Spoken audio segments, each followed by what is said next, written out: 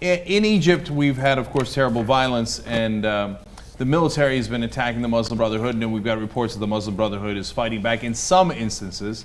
Well, we have one clear instance here where they were not fighting back. There was a protester, and as you're about to see, he put his hands up, and it sounds like the military was firing warning shots or shots in the area before they actually shot him. And now this video is fairly indisputable. It has been verified, by the way. It's got verified initially in a funny way. NBC News reported that Storyful had confirmed its veracity. So, okay, it wasn't enough that Storyful did it, but NBC News confirmed that Storyful did it. And then besides which, it doesn't matter because we got a second angle on it as well. So this is real, and it is very disturbing because you're about to see him get shot. But I think it's important because it gives you a sense of who's doing the shooting first. And in this case, it clearly appears to be the military. Let's watch.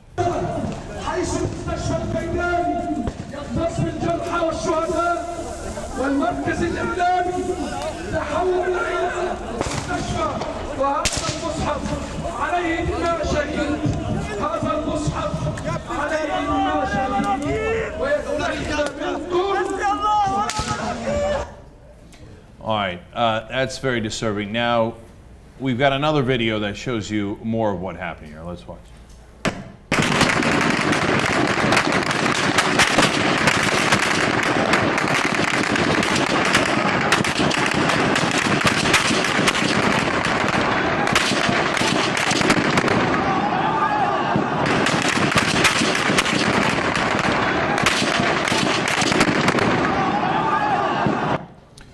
That almost has a Tiananmen Square feel to it, except this time he got shot. And so the first guy who gets shot was in the second video we showed you there, and he's got his hands clearly up, he's got a white t-shirt, clearly not armed, and they just mow him down.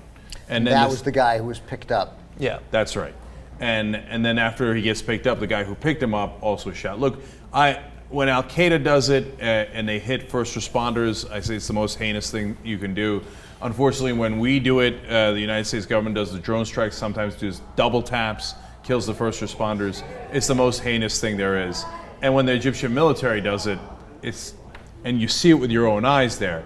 As much as I can't stand the Muslim Brotherhood, I think they're 100% wrong. You don't ever do this to anybody, obviously. And so, God, have they lost the moral high ground in a huge, huge way. I'm not.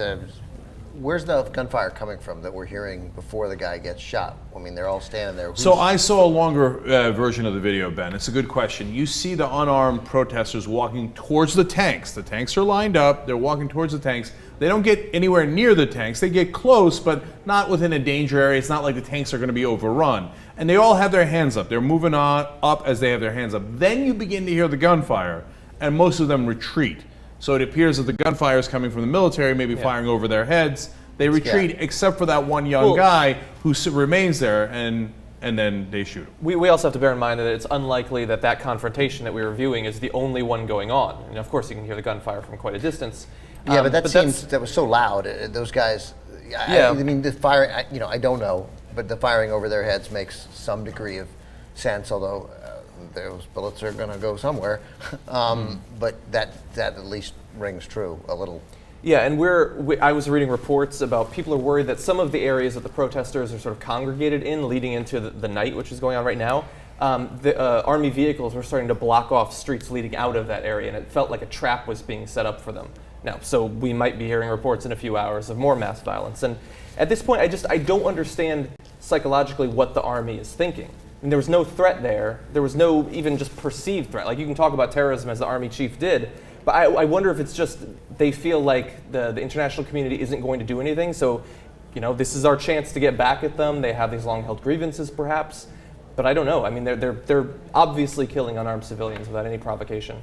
I think that, if you have a hammer, everything looks like a nail, and they think maybe we just deal them a blow they can't recover from. And the U.S. and the international community, since it's Muslim Brotherhood, will not back them up. We just do it now, and we don't get into a long, bloody war like Assad did in Syria. We just show a huge sign of force, and we show we mean business by killing them almost indiscriminately.